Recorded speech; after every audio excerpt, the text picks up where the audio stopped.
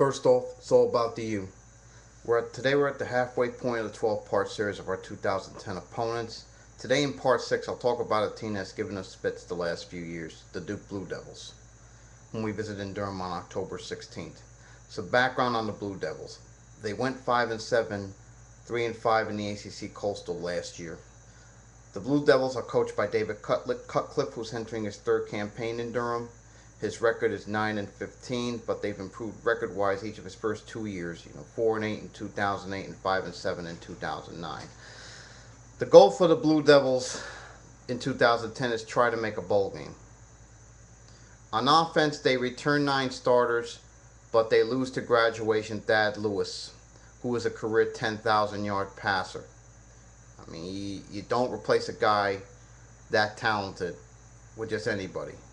However, their staff believes sophomore Sean Renfrey can be just as good, if not better, than Lewis, even though he came off an ACL injury.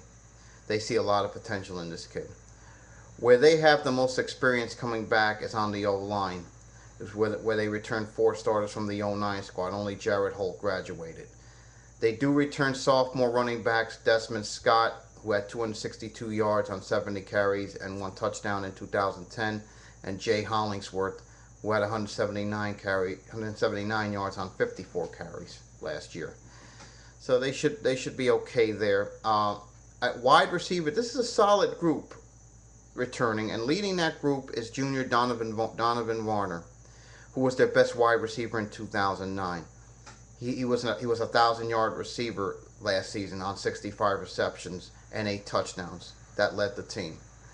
The other wide receivers returning are senior Austin Kelly, who had 625 yards on 54 receptions and 4 touchdowns, and sophomore Connor Vernon, who had a freshman last year, had 746 yards on 55 receptions and 3 touchdowns. So this is a pretty decent, this is a solid group coming back.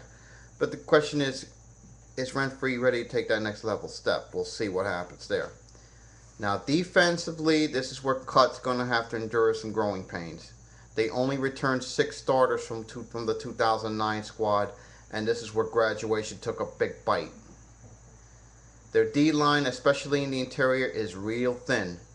They lost an All-American in Vincent Ogabasi, who was an All-American last year, and defensive end Ayanga Okpoko-Warak. I hope I pronounced it right.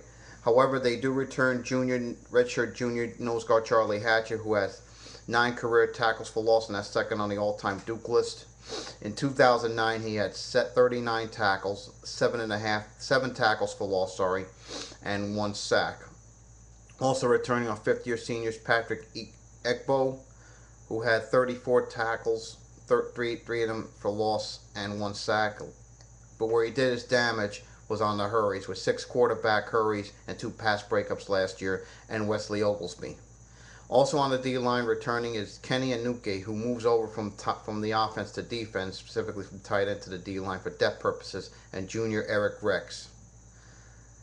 At linebacker, Vincent Ray is gone, but returning a solid linebacker who moves over to the middle this year from the weak side in senior Damian Thornton.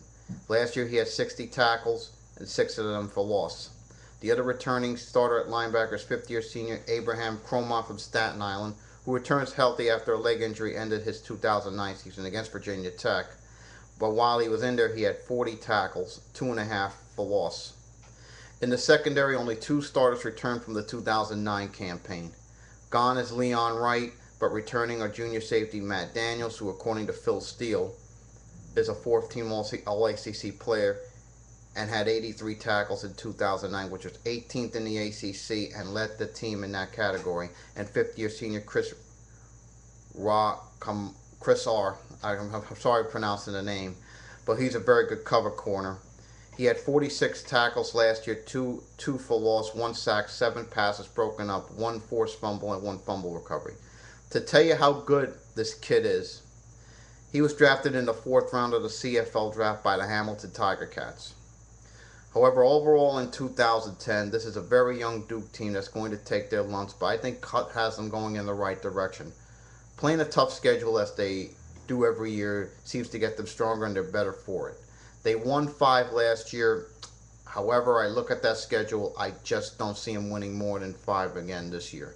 However, with Cut at the helm, they will battle hard for 60 minutes in every game. Now I'm going to look at this from a Canes perspective. This is a team that's given us trouble the last few years, and to be reminded of this fact, all we need to do is look at last year's game at Sun Life Stadium, where we need a huge second half effort just to win. But this year, with Duke losing so many key players, we need to send a powerful message. There's no need for a letdown after the FSU game. We need to take them more seriously and absolutely just destroy them this year. This year, rest assured, we will not take Duke lightly as we had the last couple of years. So we need to take them out early, put the hammer down, and get our starters out of the game, and get our second and third units in this game. So you'll see that in this game. Now tomorrow, the talk will turn to a team that has beaten us the last 3 seasons, and that's North Carolina. I'll see you then, and as always, go Canes.